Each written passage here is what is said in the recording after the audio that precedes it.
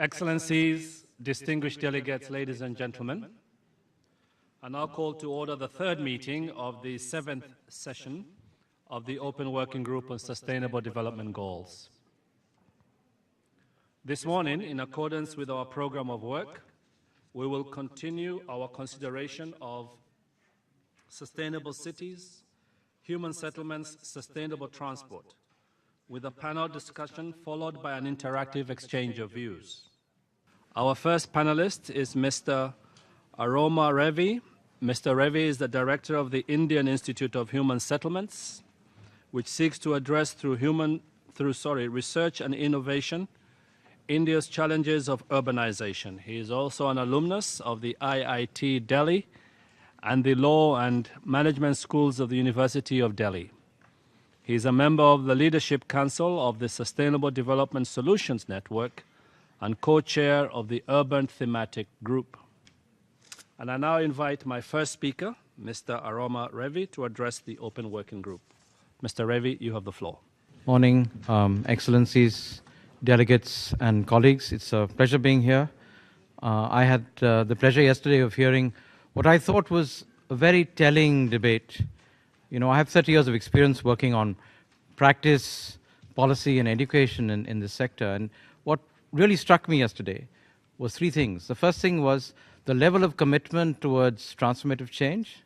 The second thing is the detail of discussion in terms of operationalization. And then, of course, the quality of the debate in trying to look at the Sustainable Development Goals. Because the challenge that we're faced with here is quite substantial. It's not only dealing with the opportunities of 7 billion plus people, it's also trying to bring together countries that go from, let's say, $500 per capita to about 80,000. And to do that, especially when we're dealing with questions of urbanization, poverty, and sustainability and dealing with inequity is a very significant challenge. So bringing all of this together is not the easiest thing. And I was really struck by the quality of what we heard yesterday. The UN, for many of us, seems an abstract entity, but I think after yesterday's debate, I'm quite convinced that we are in pretty good hands. So what I will do today is to be both provocative and also somewhat propositional around the question of why the world needs an urban sustainable development goal. This comes from the work of a fairly large community of us, and I'm speaking on behalf of myself and my co-chair, Cynthia, who's, I think, in the room, and of course a whole range of other institutions. So I guess the first question, the operational question is urban transformation possible? Because if it's not, there's really no utility or opportunity for a goal around that question. So let's look at the evidence. You know, one of the most dramatic experiences that we've seen in the period of less than 20 or 25 years is this image of Shanghai in 1987 and Shanghai today. So urban transformation, and this is an extreme example of dramatic change. I'll just take you back between those two images that actually happened over a period of less than 25 years. In a generation, this kind of change is possible. The question, of course, is whether this kind of change is sustainable, both for the country in which it's situated and, of course, for the rest of the world. And I think that's a key thing that we're trying to deal with, especially if we're able to try and address questions of equity, the end of extreme poverty, and questions of sustainability. So, in some senses, what I will lay out today is why a standalone urban sustainable development goal is actually a 21st century idea, who in my contention is an idea whose time has come, and the evidence is, you know, in a campaign that we launched about 90 days ago.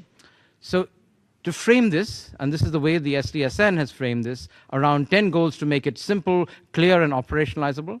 The goals could broadly be divided into 3 or 4 categories. One is, of course, what I would call a 19th century goal, to end extreme poverty, including hunger. This is something that goes back to Marx and Engels and a whole range of questions in the 19th century. And then a whole range of other goals, which are tied to the beginning and the creation of the United Nations, dealing with education, dealing with health, dealing with rural development and prosperity, agriculture, and of course, with 1948, the question of human rights, gender inclusion, etc.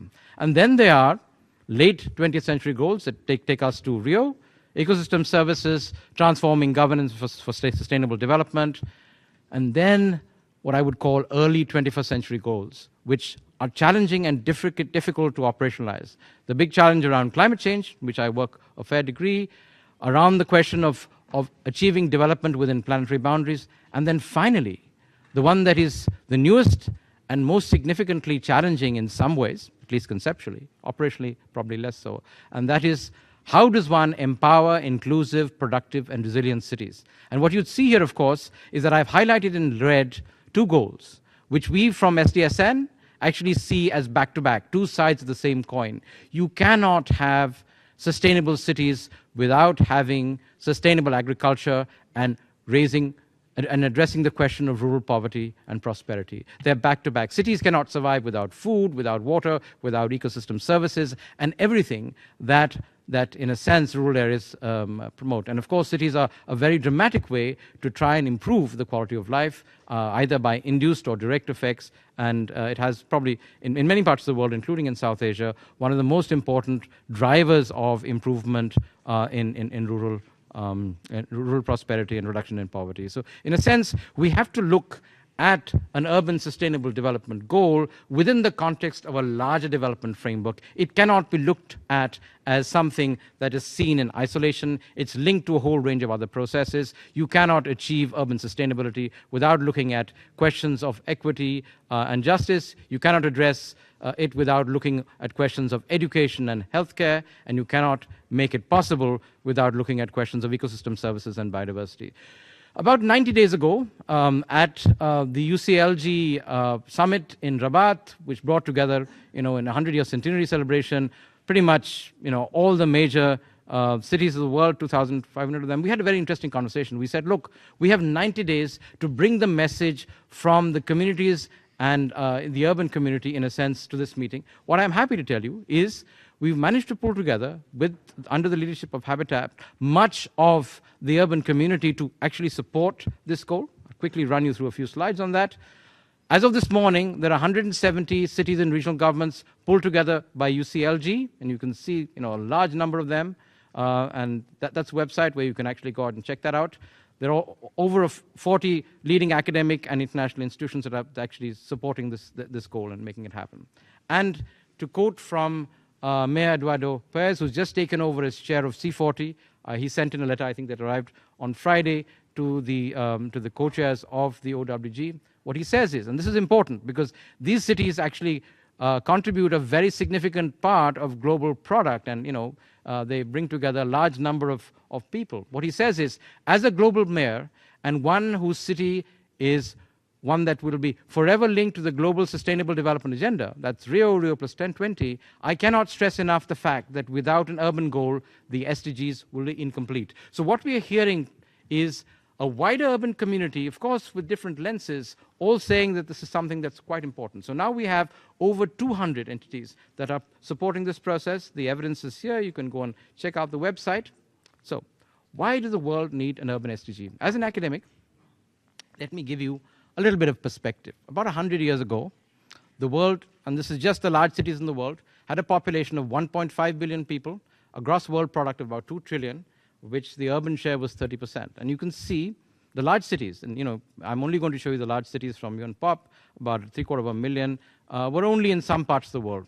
Then I jumped 50 years ahead, 1950, world population 2.5 billion, the urban share 29%, gross world product up from 2 trillion to 7 trillion, but the urban share rising dramatically after the Second World War to 45%.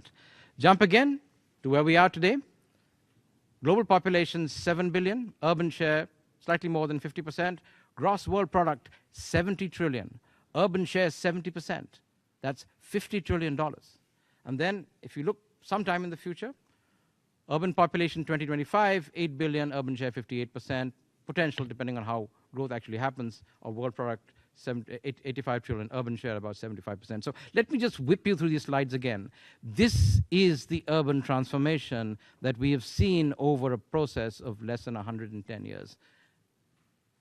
And it is this transformation that has given us the opportunity to end the most important scourge of development in this century, and that is to end absolute poverty. It is the productivity of cities and the opportunities that they present, apart from all the other challenges we heard yesterday, that makes this actually possible. But there are new emergent challenges. Cities create a lot of externalities. That's the impact in terms of climate change. What I'd like to say here is urbanization is not just another mega trend. It's actually a gigatrend. It's a millennium transformation of human culture, and culture is very important to understand here, society, economy, polity, and unfortunately, and this is a big challenge for us as far as sustainability is concerned, unfortunately, impact at the planetary scale. So this is something that actually happens over a period of 1,000 years. I mean, we're seeing of tremendous trends. So the question then is, did the MDGs do justice to this question? I guess very quickly, there was no real urban MDG, but some progress was made. The slum MDG has been achieved, but we still have 1 billion people in slums, another billion if we don't do much about it. And then there are a whole range of questions that are there. You know, the MDGs were focused on poor people in poor countries. We have to build a framework now that embraces everybody. We have to engage with the question of local and regional governments, otherwise the operationalization of this process will not work. We have to bring in economic development and employment together, especially after 2008. We have to deal with questions of sustainability and resilience. And of course, very critically, as far as cities are concerned, we have to deal with questions of social inclusion. And it's not only Latin America and other parts of the world that are concerned about this, there are other parts of the world that are important. So the world, in some senses, does need an SDG which can enable us to take these processes forward, mainstream some of these questions, and promote linkages. So what are the challenges? I guess the core challenge, and this builds on work starting with Brundtland, is it's not only a question of intergenerational equity, it's also an intergenerational question. And cities provide you the opportunity of bringing this together. And of course, we talk about a new global architecture in terms of governance. There's also a question of linking a local architecture, which actually builds at the multi-level between state parties, local and regional government firms, and of course the rights and opportunities of communities and citizens. Yesterday we heard a number of counterfactuals, and I wouldn't be a good academic if I didn't actually address those questions. The first counterfactual, of course, is what one would call the rural-urban dichotomy. Like I showed you a little bit earlier, it is not possible for cities to be sustainable unless areas around them in which they're embedded, regions around them in which they're embedded are sustainable. So it's a regional question. I think we are doing a disservice to ourselves and to our population, both in cities and rural areas, by setting up a dichotomy which doesn't actually work. Then, of course, the question of, if you have an urban goal, then you'll have a rural goal. In actual fact, they're complementary, because unless the ecosystem services and the agriculture is assured, there's no way that these massive reproductive systems can work. There was also a debate yesterday about whether infrastructure is a better way to frame this than looking at an urban goal. What I would say to that, of course, and you represent 7 billion plus people, the fundamental challenge today is about people and institutions. Infrastructure, of course, is very, very important. It underlies the process of development and transformation. But if we forget people, and that's where the fundamental challenge and opportunity of cities lie, I think we would be missing the point of culture, of economic development, and of human development. So infrastructure is important, but I think it's something that sort of we would try and embrace in other ways. And then, of course, you need to mainstream urban and rural into a whole range of other goals. We've had a very interesting set of discussion around education and healthcare on that question. The big opportunity here, of course, is of localizing, especially in questions of education, healthcare, and a whole range of other processes to enable the operationalization of process. The real question, of course, and I will be somewhat impolitic here, the real question is not the evidence of whether local and regional governments can actually deliver this. The real question is of political and fiscal devolution. And this, of course, is something that you, as the representatives of countries across the world, have to address. Because unless we address this question in an operational way, I think it would be rather difficult to try and enable the goals to work themselves out. So the question I have here, it's a sharp question, is why should we use 19th century ideas, which are siloed into a number of sectors, very good with dealing with a world of 1 or 2 billion people, but when you're dealing with megacities of 10 or 15 million, mega-urban regions of 40 or 50 million, we have to reimagine how governance needs to be organized. And I think the nation states that are here have to be able to engage with this question to address this new 21st century challenge. So it's not a trivial challenge, both intellectually, operationally, and within the frame of law and governance that we. So how would we articulate one way of looking at this? And this is in a sense, is a worked example. I'm going to try and show you how one sort of lens can look at this question, because there were questions yesterday of operationalizing it. This is the SDSN's way of looking at it, and there are other ways, but I would say, by and large, aligned in the broad direction. So what would a goal look like? This is the way that we put it. Make all cities socially inclusive. I think this is very important as the first question. Economically productive, environmentally sustainable, secure. That's a real question in many parts of the world, and resilient to climate change and other risks. We're having this discussion over this week to try and look at climate, disaster risk, transportation, and a whole range of other challenges. And to make this happen, develop participatory, accountable, and effective city and metropolitan governance to support rapid and equitable urban transformation. The rapid is important because of the way the world is actually going, because of the aspirations of a whole range of young people, and of course, transformation is critical, but it has to be sustainable.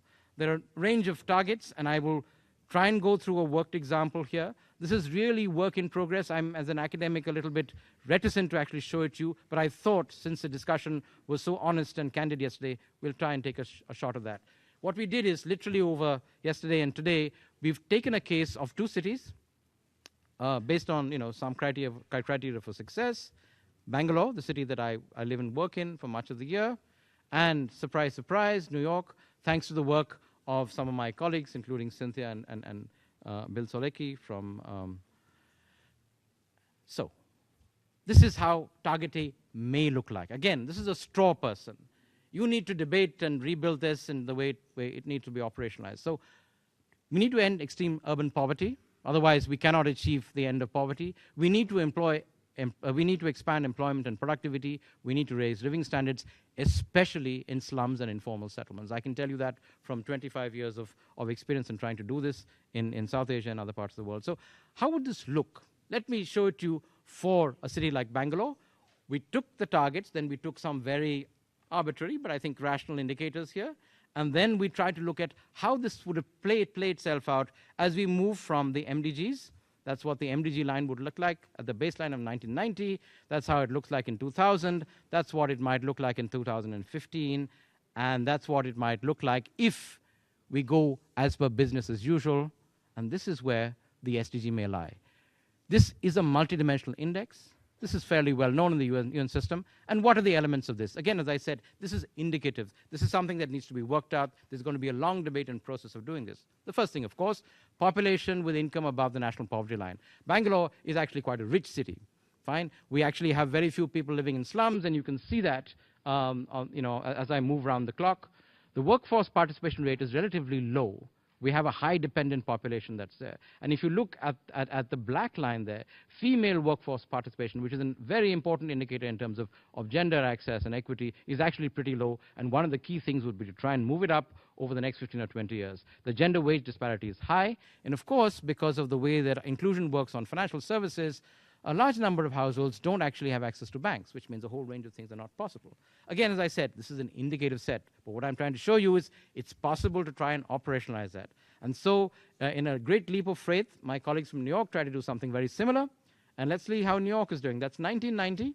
Not doing so well in terms of female workforce participation or gender wage disparity. That's 2000, that's 2015. That may be business as usual if all the political changes that are happening in the city actually happen. And that might be where the SDG would take you. And then, in some senses, even though the details of the indicators may be different, we made a lot of assumptions here. I'm really going out on a limb showing you this. The point is, it's possible to actually compare. Now, these are not strictly comparable. We have a $1 trillion city at one end, and whatever it is, a few billion-dollar city at the other end, with lots of poor people in some senses. Similarly, target B: ensure universal access to well-designed, secure, and affordable built environment. Basic services, we heard this echoed again and again in this room yesterday, including housing, water, sanitation, waste management, low-carbon energy and transportation systems. I think we'll hear more about this through the day. And of course, something that would surprise people, because this is transformative: mobile and broadband communication. So similar process here. You can look at the indicators, you can run them through, and you see interesting opportunities here. What we will see in Bangalore, for example, is almost 100% penetration of broadband systems. There's New York for you. And there's a comparison. Let me quickly take you to the third one, which looks at environmental questions. Target C: ensure safe air and water quality for all, to integrate reductions in greenhouse gas emissions, efficient land and resource use, very critical. If the land markets don't function along with the labor markets, if transportation doesn't pull it together, and we can't address climate and disaster resilience, operationalizing this would be difficult.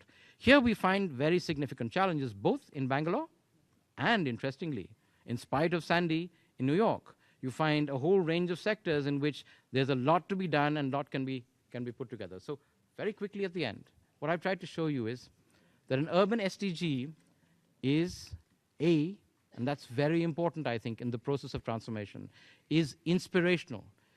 It gives people the hope and the possibility of change actually happening in their lifetimes, not only in some places, like I showed you Shanghai in the beginning, and I could have shown you other cities, but in many places across the world, especially in the small and medium towns where the dramatic changes will take place. It is aspirational. People can aspire to it, and it can actually change a whole range of things.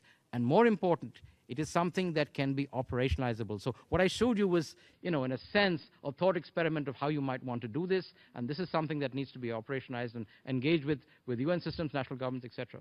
It can bring together, like I showed you again in the multidimensional index, multiple sectors, a whole range of actors and processes in new ways that, and this is important, that can help us focus on the synergy between opportunities.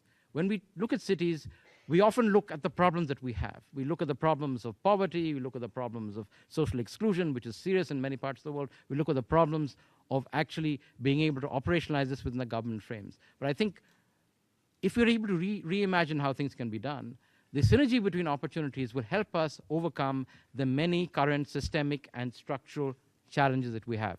And let's not kid ourselves about it. There are serious systemic and structural challenges. This will not be easy. This will require reimagined institutional and financial architecture at multiple levels: community, city, region, nation state, globally. It will require new processes and metrics. But, and this is something that has to be proved, it should be, and this comes from experience, from the community that I'm speaking for, it should be more equitable, politically and economically viable, cheaper, because if you do it quicker, it's much better in an expanding world, and more efficient than an unstructured, unplanned business as usual that we're seeing happening across the world. 60% of what needs to be done, especially in the global south, is yet to be built. So the opportunity is dramatic. And finally, the commitment of member states, regional and local governments, communities and enterprises, and of course the knowledge sector, which is very, very important, to transformative governance is what could make this possible. So I commend this opportunity to you, and I hope as we go forward over the next few months, we will see this as something that we can take and actually help transform the lives not only of 3.5 billion people in urban areas, but of all of us, our governments, our communities, and our enterprises. Thank you very much. Thank you. Thank you, Mr. Revi. That was very insightful. And you packed a lot of information in very little time. Thank you very much.